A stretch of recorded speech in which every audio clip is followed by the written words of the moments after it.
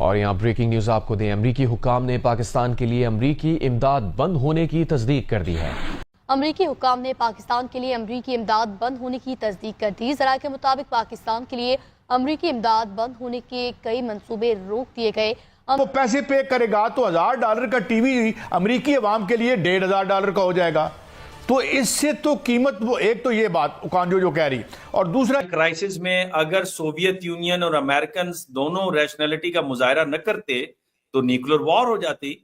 पाकिस्तान और इंडिया दोनों के पास अगर रैशनैलिटी ना हो और उन्होंने 1992 के अंदर एक मुआहदा किए रखा है, ये कि जाहिर है लाखों लोग बेरोजगार हो जाएंगे, क्योंकि अब ट्रेड कम हो जाएगी। जिसे मैंने कहा था, अब ग्लोबलाइजेशन के बाद स्लोबलाइजेशन हो रही है, स्लो हो रहा है। तो अमरीका ने पाकिस्तान के लिए भी इमदाद बंद कर दी। कई अहम मंसूबे मुतासिर होंगे। अमरीकी हुक्काम ने पाकिस्तान के लिए भी इमदाद बंद होने की तस्दीक कर दी।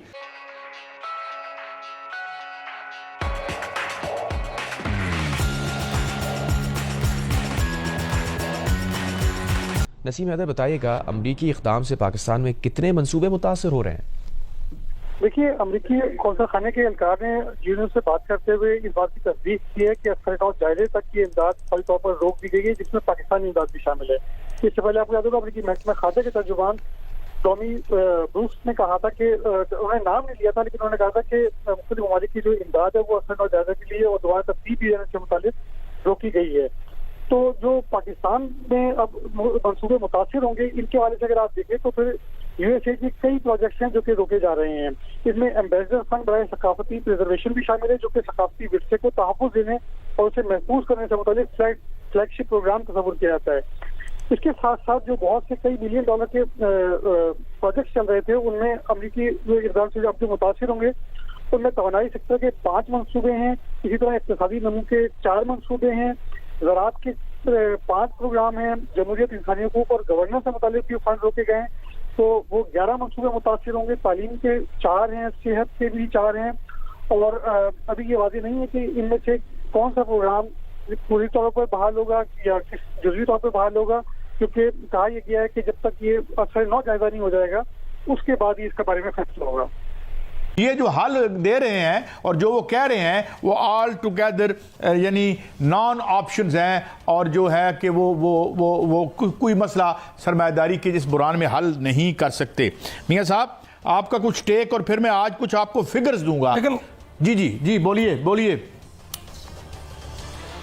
लेकिन कायद साहब, जो चीज़ें सामने आ रही हैं वो तो बड़ी होशरबा हैं, क्योंकि अमेरिका की जानिब से ये आ रहा है कि जो चीन के अंदर कंपनियां हैं, जिस तरह एप्पल कंपनी है, अमेज़ॉन है, मेटा है या टेस्ला है, वो चीन छोड़ने के लिए पर तोल रही हैं। अगर वो चीन को छोड़ जाती हैं, या अमेरिकी कंपनियां जो कहा जा रहा है सैकड़ों कंपनियां हैं, वो चीन को छोड़ जाती हैं, तो चीनी मईशत पर भी तो असरात इसके होंगे। और अगर वो असरात मुरतब होते हैं तो वो कंपनियाँ जो छोड़ के चीन को कहाँ जाएंगी?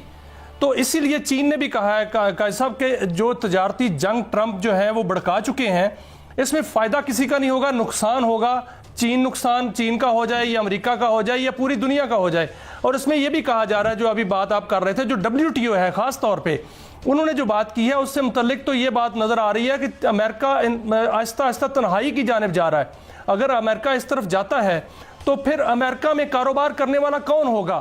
फिर दूसरा जो ब्लॉक है, ब्रिक्स का ब्लॉक, वो तो मजबूत होने जा रहा है। रूस जो है वो चीन के साथ जो पहले से ही जो है वो इकट्ठा है। इसके अलावा जो पूरा बर-ए-आज़म एशिया है उसको जो है वो चीन जो है वो मोबिलाइज कर रहा है और कायल कर रहा है कि यहाँ पर जो है वो सरमायाकारी होगी। चीन पूरे बर-ए-आज़म एशिया में और जो ये सेंट्रल एशियाई रियासतें हैं वो और यूरोप को साथ मिलाकर अगर ये पूरा ब्लॉक बन जाता है तो अमेरिका जो है बिल्कुल तन्हाई का शिकार हो जाएगा। मियां साहब, मैं यहाँ आपको एक बात ये होने वाली है, मियां साहब बताया जा रहा है। मैं एक आपको बात बताऊं, जरा सादा जबान में बात करते हैं।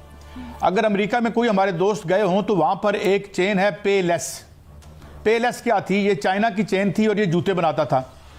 अब जो अमेरिका में जूता बनता था वो $100 से कम का नहीं आता था। मैं जब अमेरिका में था तो $10-12 का जूता, यानी अमेरिका ने जो इन्वेस्टमेंट चाइना में की और उसमें चूंकि कास्ट ऑफ प्रोडक्शन कम थी तो उसने अपने मुल्क में इन्फ्लेशन को कम रखा। 30% कंपनियां यहां से निकलने का इशारा दे रही हैं चाइना में से।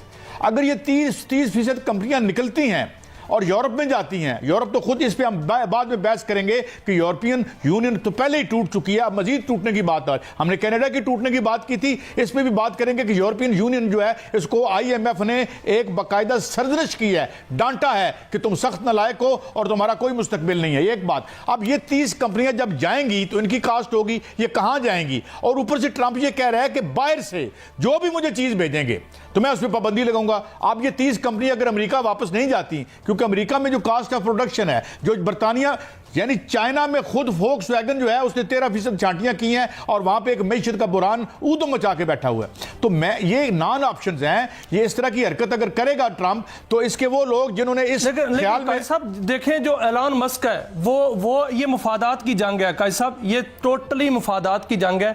इसमें जो ट्रंप है वो इसलिए उसको कहा जा सकता है कि वो बिल्कुल उनकी पॉलिसी गलत है, क्योंकि एलन मस्क जो उनके बिल्कुल नजदीक है वो भी इस मामले में उनसे लड़ पड़े हैं और उनकी लड़ाई हो गई है। उन्होंने कहा कि ऐसा कैसे मुमकिन हो सकता है।